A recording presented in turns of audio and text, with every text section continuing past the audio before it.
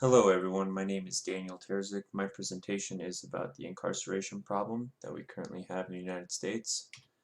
First, what is the current issue? Well, the United States has the highest incarceration rate in the world. We have seen an increase of 500% of incarcerated individuals since the 1970s. That means that today we have approximately 2 million people incarcerated in the correction system, which gives us a incarceration rate of 751 people incarcerated for every 100,000.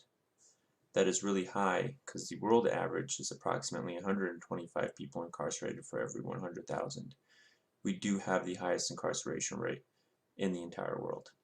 To put that in a slightly different perspective, Liptak in his research states that we have approximately 5% of the world's population, yet we have about a quarter of the world's prison population. Now, why is that? One would think that the reason that we see this trend is because of the crime rate, and people might think that the crime rate is really high. However, the crime rate is the lowest it's ever been. After World War II, the crime rate shot up and peaked during the 90s, and since then it has been dropping, and currently it's at a pretty steady rate. So what has caused this incarceration rate to jump up while the crime rate has gone down? Well, the war on drugs has had an effect on our incarceration population. Arrests related to drug offenses have tripled since the 1970s, and today slightly over 50% of federal prisoners are arrested for a drug offense. Now, this has led to many incarcerated people who are now being labeled criminals to go through a corrections and judicial system when maybe there's a better way to deal with these individuals. So how do we get to our current situation? Well, we use our current correction system as a deterrent to stop people from committing crimes. However, we know that this isn't the best way to deal with it because of our incarceration rate. Research has shown that incarceration is not a deterrent to stop people from committing crimes. That just simply doesn't work. Instead of focusing on putting people in prison, we should focus on incarcerating them because they're too dangerous for our community. So these get tough on crime laws have put people in prison that are not violent offenders and has caused them to live in an environment where they can learn criminal behaviors from their peers. They state, Gendrew, Goggin, and Colin in their research state that 50 studies conducted since the late 1950s, that includes over 300,000 offenders, shows evidence that the time spent incarcerated has had a positive correlation with recidivism. The research also states that recidivism has a positive correlation between serving time while incarcerated versus paying your time through an alternative community-based sentence. So what this means basically is that we have people going in and out of the system constantly because of our get tough on crime laws. They seem on paper as if they would stop people from committing crimes. However, they simply haven't. So our incarceration rate has shot up slightly because of the get tough on crime laws.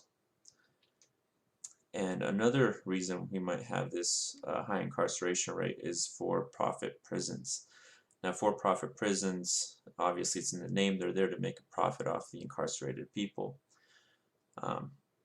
These systems may not have the community's best interest in mind, and they may be actively trying to keep prisoners in by not offering effective programs to rehabilitate offenders. That way they know offenders will keep coming back if they get out, and because it is a business, they know the more cells they keep occupied, the more money they're making. Kind of like a hotel. The more rooms they sell, the more revenue they bring in, the more profit they make. So what do other countries do differently? Well, Nordic countries such as Sweden and Finland, they have some of the smallest incarceration rates and recidivism rates in the world. The Nordic prison system typically has smaller prisons scattered throughout their countries to keep offenders closer to their families. This focuses on them continuing their relationship with their family, and it kind of keeps them in a positive light. They have two different type of prison systems. They have an open and closed prisons. Closed prisons are where they are sent first once they're convicted of their crimes, and they're much like the U.S. Prisons, very tight security and very restrictive. And towards the end of their term, they are sent to open prisons. And these open prisons allow inmates to secure their own doors, and they can freely move about the facility on their own free will.